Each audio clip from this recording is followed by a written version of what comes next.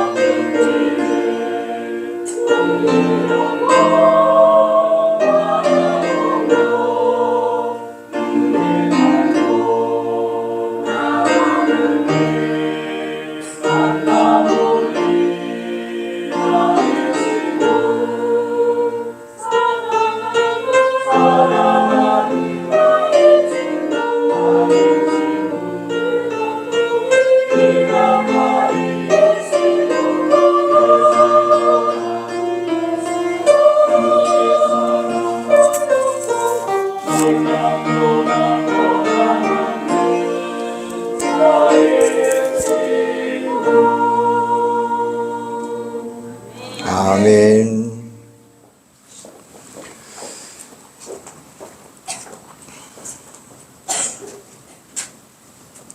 오늘은 1919년 3월 1일 대한독립운동이 일어난 지 107주년이 되는 뜻깊은 주일입니다. 오동은 자해야 조선의 독립국인과 조선의 자유민임을 선언하노라. 독립운동은 대한민국이 일본의 속국이 아닌 독립국과 자유임을 온 세계에 선포한 역사적인 날입니다. 1905년 일본의 외무대신 이등방문이 이완용을 매수를 합니다. 그리고 국왕 고종 황제를 위협하며 을사조약을 맺습니다. 우리나라를 보호해 준다는 명문 아래 외교와 모든 행정을 장악하게 됩니다. 마침내 1910년 한일 합방을 통해 이 나라를 완전히 식민화했습니다. 우리는 나라를 빼앗기고 주권도 언어도 모든 것을 다 빼앗겼어요. 그 결과 이 민족은 엄청난 인권 유린과 경제적 약탈 그리고 종교적 탄압을 받기 시작을 합니다. 드디어 1919년 3월 1일 오후 2시 33민의 민족 대표는 인사동의 대화관에서 한용운이 독립선언서를 낭독하고 만세 삼창을 부릅니다. 그리고 경찰에 신고하여 자진 체포됩니다. 한편 파고다 공원에서는 5,000명의 학생들이 모인 가운데 정재용이 팔각정에 올라가 독립선언서를 낭독하고 가두 시위를 벌이게 됩니다.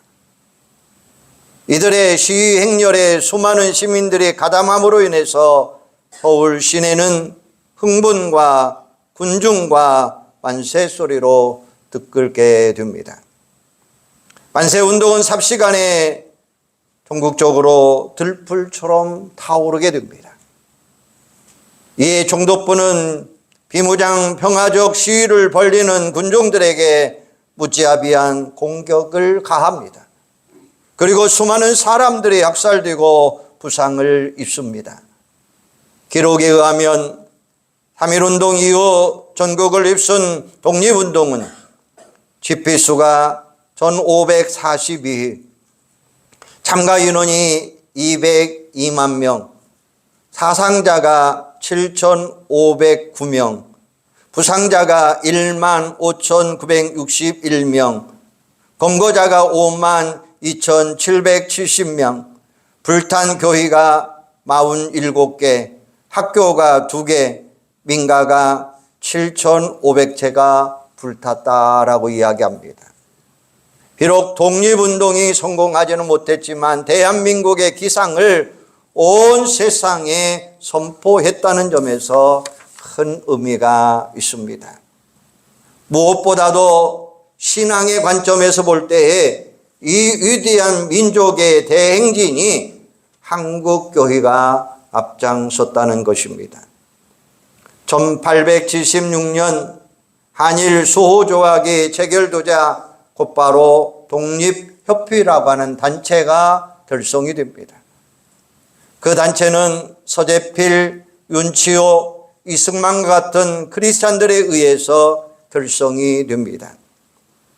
독립선언문에 서명한 민족대표 33명 중에 16명이 기독교인들입니다.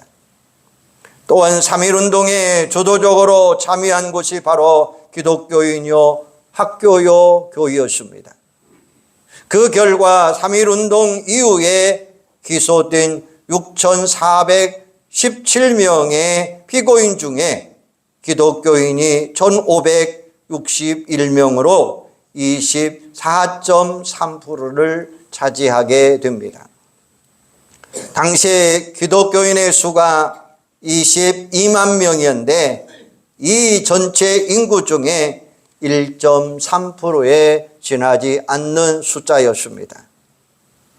3.1운동 107주년을 맞이하는 이 시점에서 우리가 돌이켜 보아야 할 것이 있다는 거예요. 우리 민족의 선조들이 1.3%밖에 되지 않은 소수예였지만 민족운동, 대한민국 독립의 운동을 이끌어가는 산파적인 역할이 바로 기독교인들이었다는 거예요.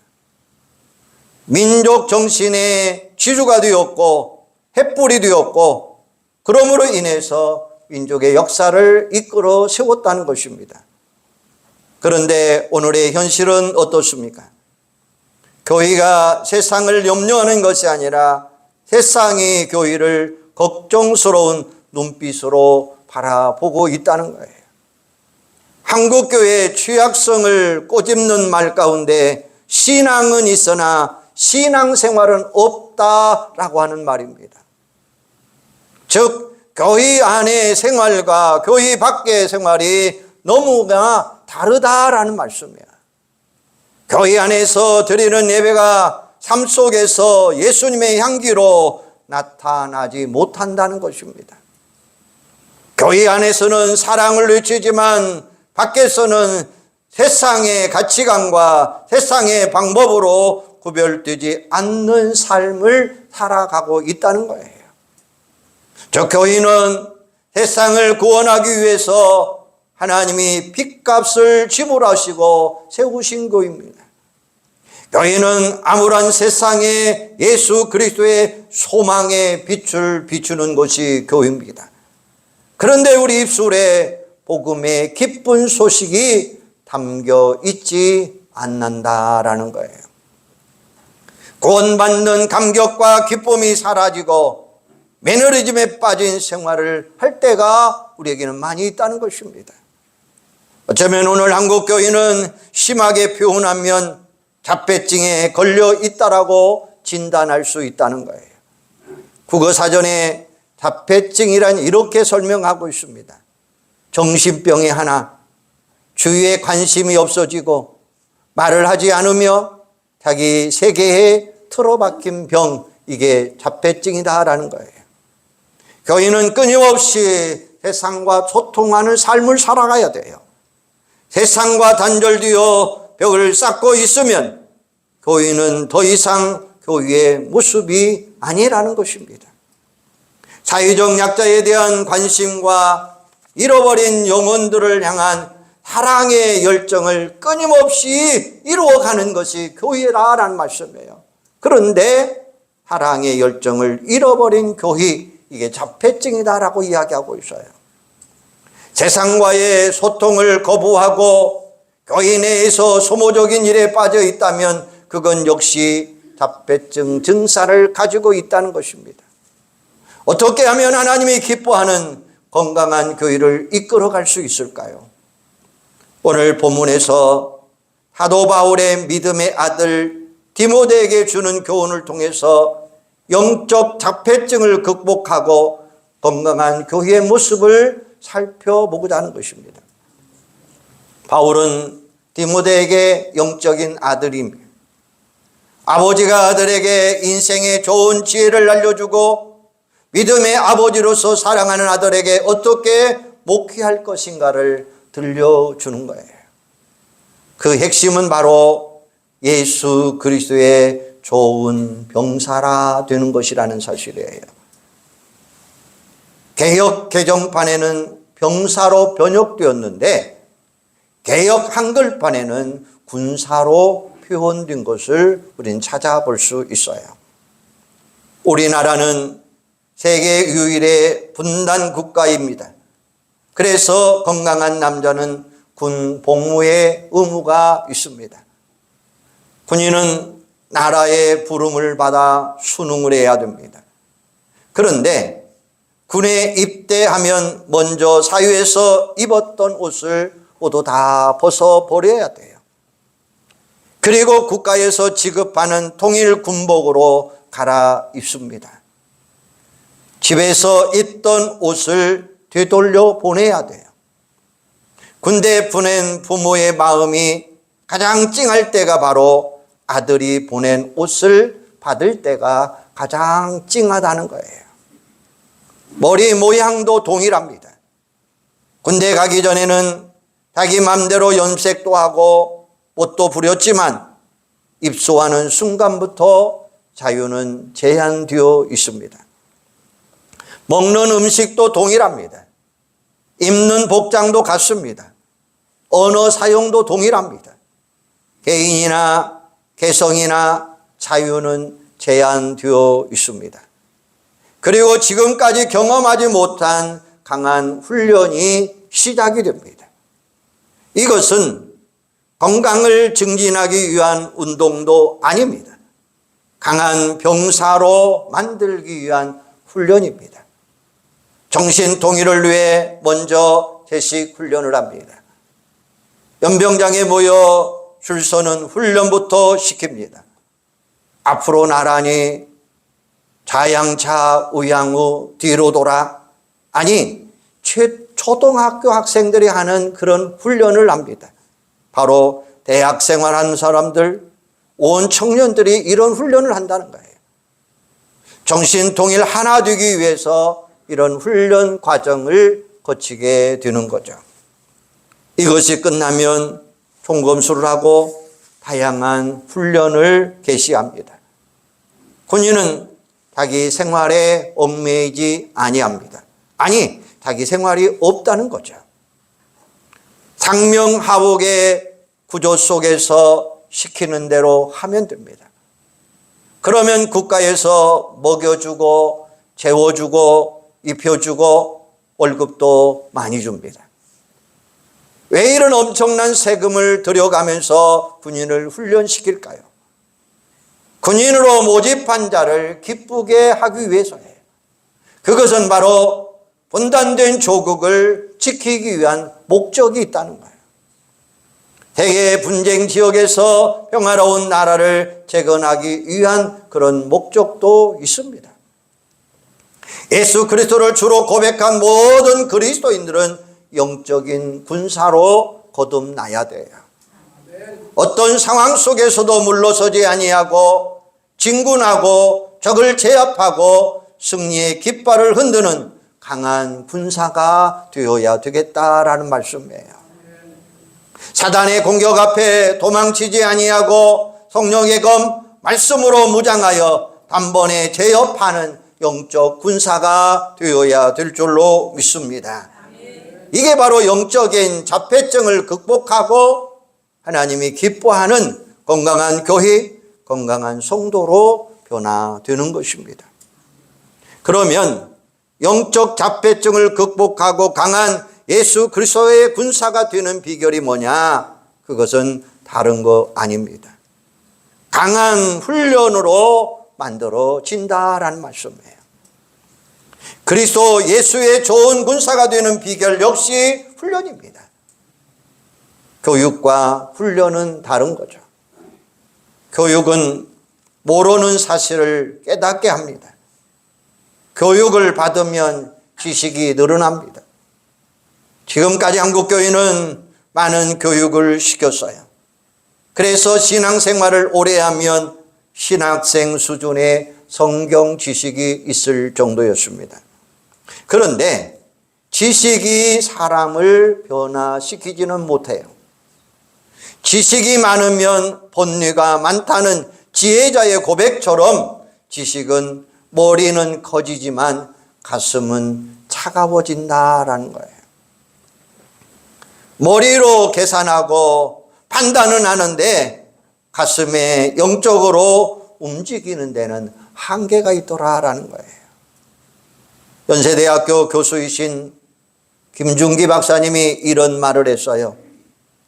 내가 교육을 잘 시켜서 사람이 변화되는 줄 알았는데 변화될 사람은 그 사람이 아니라 바로 나다라고 하는 사실이었습니다. 이게 성령의 음성이었어요.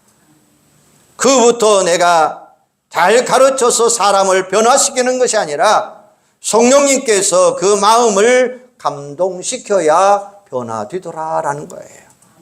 그런데 놀라운 것은 자기가 변했더니 그토록 돌처럼 변하지 않는 사람들이 변화가더라라는 것이었습니다.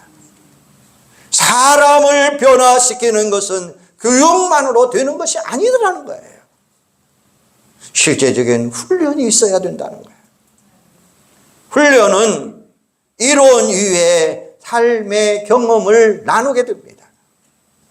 삶의 아픔과 고통을 함께 합니다. 그리고 같은 목표와 비전을 가지고 달려가는 것입니다. 같은 말, 같은 마음, 같은 뜻을 품게 됩니다. 마침내 같은 열매를 맺어야 된다라는 사실이에요.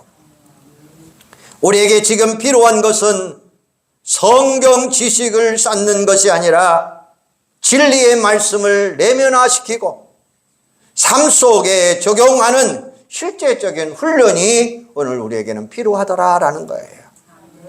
그래서 우리는 제자 교육이 아니라 제자 훈련이라고 하는 용어를 쓰게 되는 거예요. 훈련만이 강한 영적인 군사를 만들어 갈 수 있기 때문입니다. 신앙생활을 오래 했다고 강한 군사가 되는 것이 아닙니다. 영적인 훈련 자리로 나와야 된다라고 하는 사실이에요. 비록 훈련의 과정이 힘들고 어려워도 참여함으로 훈련을 받아야 된다라고 하는 사실입니다. 신앙인도 마찬가지입니다. 함께 예배하고 함께 신앙생활하지만 훈련받지 못하면 세상에 나가 창피함을 당할 수밖에 없어요. 기쁜 소식을 듣고 살면서도 전하지 못합니다.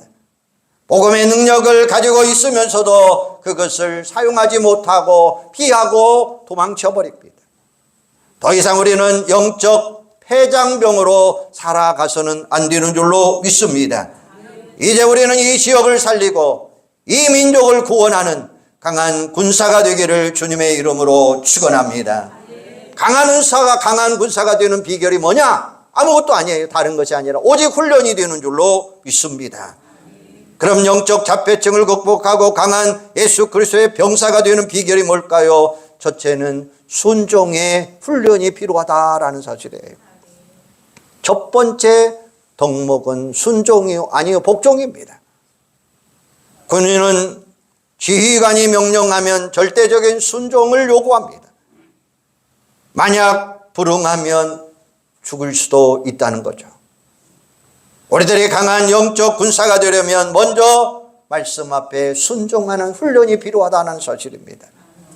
우리는 믿음으로 구원 얻었습니다. 그리고 순종함으로 예비하신 축복을 받았습니다. 우리는 순종이라는 단어를 생각하면 사울 왕을 떠올립니다. 아말렉과의 전투에서 하나님은 그에게 모든 것을 명령하기를 진멸하라 라고 명하게 됩니다. 그런데 전장을 하다 보니까 인간적인 욕심이 들어요. 어차피 살찐 소나 양이나 염소를 불살라 없애니 잡아다가 하나님께 제물로 드리면 되겠다는 생각을 하게 되었어요. 전쟁이 끝난 후에 사울은 승리의 기쁨이 도취되어서 승전비를 세웁니다. 그때 사무엘 선지자가 이렇게 책망합니다. 사무엘이여, 여호와께서 번제와 다른 제사를 그의 목소리를 청종하는 것을 좋아하심같이 좋아하시나니까. 순종이 제사보다 낫고 듣는 것이 소양의 기름보다 나으니 이는 거역하는 것은 점치는 죄와 같고 완고한 것은 사신우상에 절하는 죄와 같은 것이라. 왕이 여호와의 말씀을 버렸으므로 여호와께서도 왕을 버려 왕이 되지 못하게 하셨나이다 하니라. 할렐루야. 사울의 순종은 선택적인 순종이었다는 거예요. 자신의 유익을 기초로 한 이기적인 순종이었습니다. 하나님이 요구하는 순종은 100% 우리에게 순종하기를 요구하고 계신다는 거예요. 비록 우리가 불완전하지만 완전한 순종을 위하여 노력하는 자들이 되어라는 거예요. 결국 사울왕은 이스라엘의 초대 왕으로 화려한 등극을 했지만 한순간에 불순종함으로 인해서 왕의 자리에서 물러나는 비극의 주인공이 되고 말았다고 하는 사실이에요. 성도의 태도는 첫째도 둘째도 셋째도 모든 것이 다 순종이라고 하는 말씀입니다. 하나님은 순종하는 자를 기뻐하셔요. 하나님은 순종하는 자에게 복의 복으로 채워주십니다. 그러나 불순종하는 자를 미워하셔요. 성경은 하나님의 말씀에 순종하라 명할 뿐만 아니라 영적인 지도자와 국가 지도자에게 순종할 것도 요구하고 계셔요. 이유는 리더자들은 하나님이 특별히 세우신 자들이라고 하는 사실이에요. 목사든 장로든 집사든 권사든 구역장이든 교사든 이 모두는 하나님이 주신 영적 권위라고 하는 말씀이에요. 하나님께서 당신의 교회를 든든히 세우시고 하나님의 나라를 확장하기 위해서 택한 자를 부르셨다는 사실입니다. 그러므로 우리는 항상 영적 리더자들에 대하여 순종하는 태도를 보여줘야 되겠다는 사실이에요. 인간적인 탁월함이나 능력 때문이 아닙니다. 하나님이 세워주신 영적 권위, 영적 질서이기 때문에 순종하라 이렇게 말씀하고 계셔요. 왜 우리들이 하나님께서 세우신 영적 리더자들에게 순종해야 되는가? 가장 중요한 것은 순종함으로 누리는 자유함이 있기 때문이다라는 말씀이에요. 서로를 향한 원망과 불평이 자리 잡기 시작하면 기쁨은 사라지게 되어 있습니다.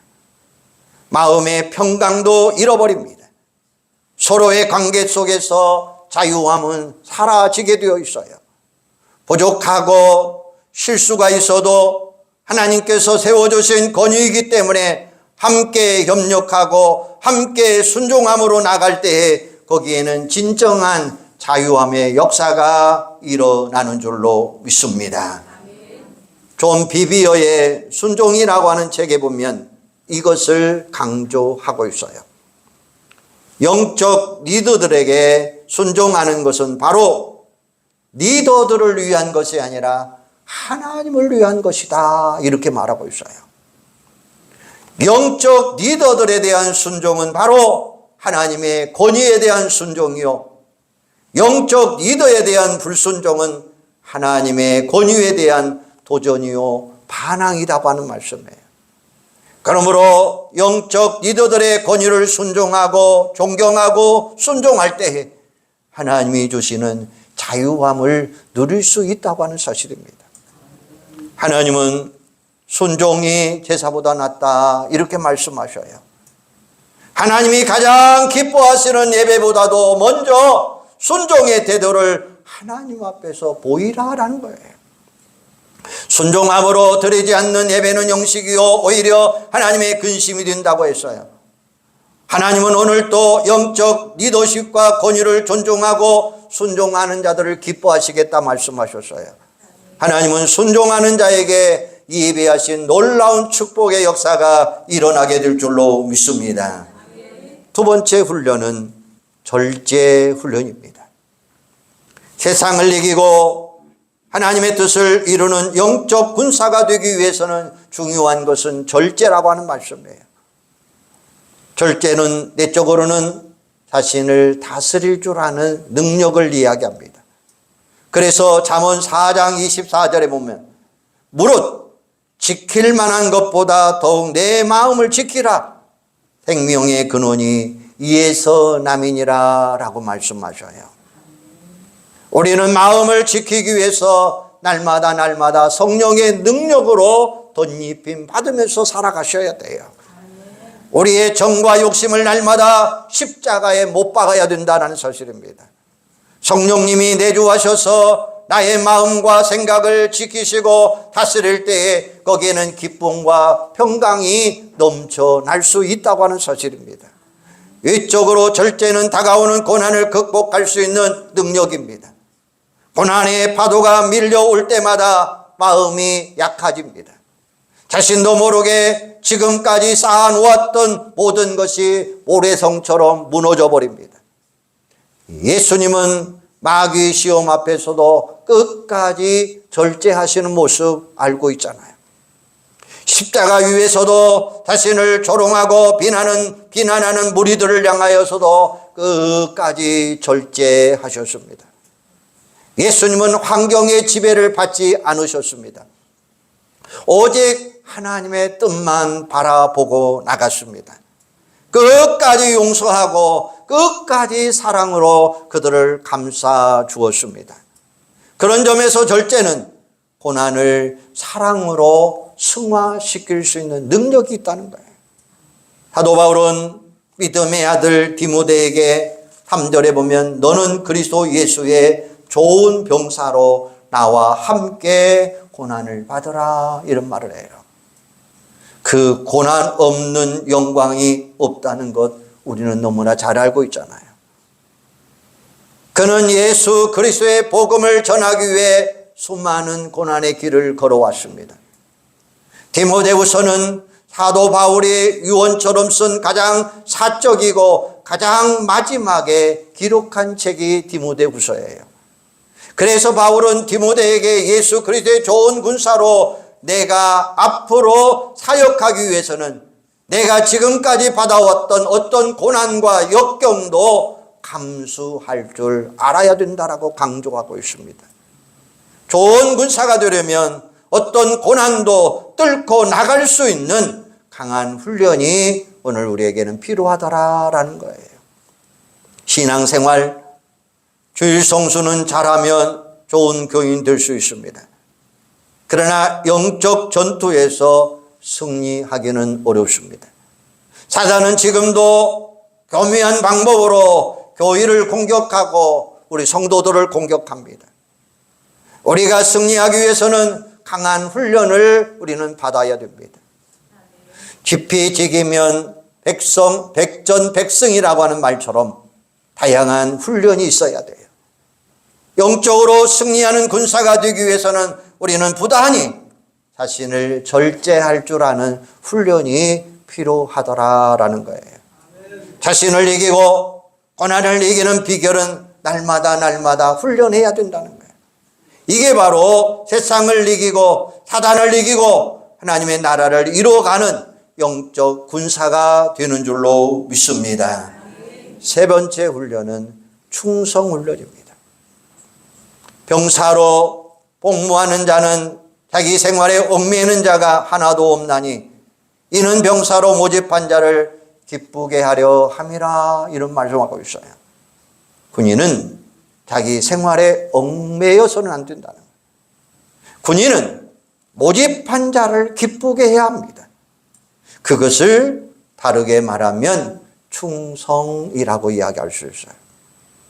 로마 군인들은 로마 제국을 위해서 그리고 황제를 위해서 자신의 모든 것을 희생하는 것이 가장 기본적인 것으로 생각을 했습니다. 하나님의 영광을 위해서 우리는 부름받은 성도들입니다.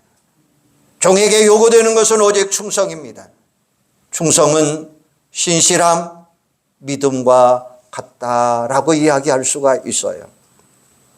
구약 성경에 보면 왕인 다윗을 위해 목숨을 아끼지 않았던 용사들의 이야기가 나와요.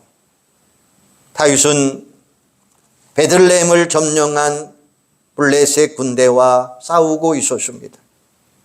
다윗은 고향 베들레헴이 그리웠어요. 그래서 혼잣말로 이렇게 중얼입니다.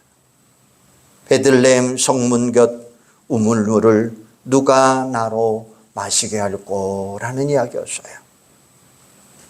누구 보고 떠오라는 것도 아니에요.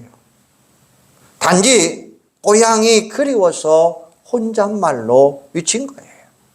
그런데 다윗의 세 용사가 이 말을 듣고 블레셋 군도들과 충돌하면서 베들레헴 성문 곁 우물물을 떠가지고 옵니다.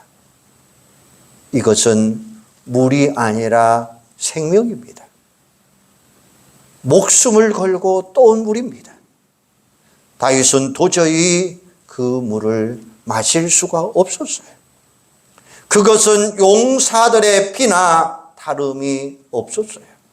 그래서 다윗은 그 물을 마시지 못하고 여호와께 부어드렸더라라고 이야기하고 있어요. 세 용사들이 왜 막강한 블레셋 군대 사이를 뚫고 목숨을 걸고 베들레헴 우물물을 길어 왔을까요? 그것은 다윗 왕을 진정으로 사랑했기 때문입니다. 왕인 다윗이 그 물을 마시고 싶다고 하는 것을 알았기 때문입니다. 다윗의 기쁨을 위해서 그들은 자신의 목숨까지 내놓았다고 하는 거예요. 이게 바로 충성입니다. 그리스도 예수의 좋은 군사들로 부르심을 받은 우리들의 목표는 오직 주님만을 기쁘게 해야 될 줄로 믿습니다. 내 뜻, 내 소원 성취가 아니라 내가 예수 믿어 복받고 덕보며 살자는 것이 아니라 사도 바울은 이렇게 말합니다. 우리가 살아도 주를 위하여 살고 죽어도 주를 위하여 죽나니 그러므로 사나 죽으나 우리가 주의 것이로다. 바울은 사나 죽으나 주님을 기쁘게 하는 것이 그의 삶의 목표였다라고 하는 사실입니다. 그는 주님을 기쁘게 하기 위해서 온갖 고난과 고통 속에서도 복음 전하는 일에 최선을 다한 것을 볼 수가 있습니다.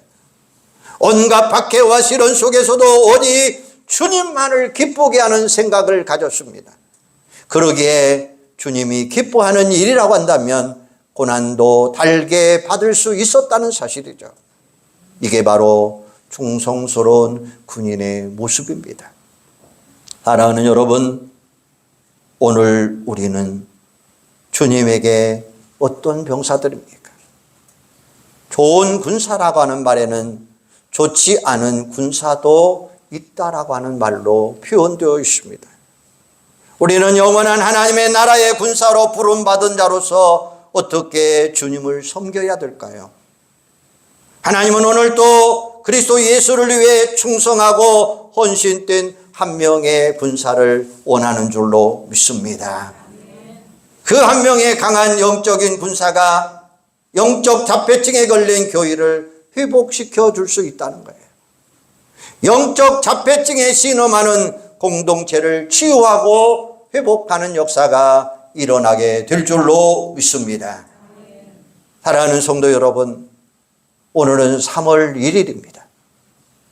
3.1절 107주년을 맞이하여 우리는 다시 한번 1.3%밖에 없는 그리스도인들이 그 당시의 민족을 세웠습니다. 거룩한 영향력을 끼치는 영적 리더자들로 살았습니다. 더 이상 우리 자신이, 우리 교회가, 한국 교회가 영적 자폐증에 걸려서는 안 된다라고 하는 사실입니다. 우리는 속히 치유함의 역사가 일어나야 될 줄로 믿습니다. 이제는 나를 넘어서 교회를, 지역을, 민족을 새롭게 정화하고 회복시키는 영적 군사로 거듭나야 될 줄로 믿습니다. 이제 영적 군사로서 세상을 정복하고 멸망 구원하는 건강한 성도, 건강한 교회로 거듭남의 역사가 일어나야 될 줄로 믿습니다. 그 비결은 바로 강한 훈련을 통해서 예수 그리스도의 영적 병사로 거듭나는 거예요. 우리는 계속해서 순종의 훈련, 절제의 훈련, 충성의 훈련이 이어져야 되겠다고 하는 사실이에요. 이게 바로 그리스도 예수의 좋은 군사, 강한 영적 군사가 되는 비결이 된다는 사실입니다. 우리 모두 총사령관 되시는 예수 그리스도를 중심에 모시고 주님과 함께 날마다 영적 전투에서 승리하고 멋진 주의 군사로 살아가는 여러분들이 되기를 소망합니다. 여러분들의 옆에 사람에게 이렇게 한번 고백해 보시기를 바랍니다. 멋진 병사로 살아가시기를 바랍니다. 멋진 영적 예수 그리스도의 군사로 살아가시기를 바랍니다. 할렐루야. 기도하겠습니다.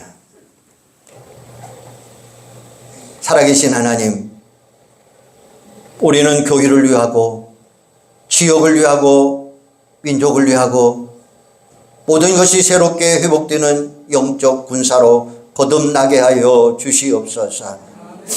영적 군사로 세상을 정복하고 열방을 구원하는 건강한 성도, 건강한 교회로 거듭나게 하여 주시옵소서.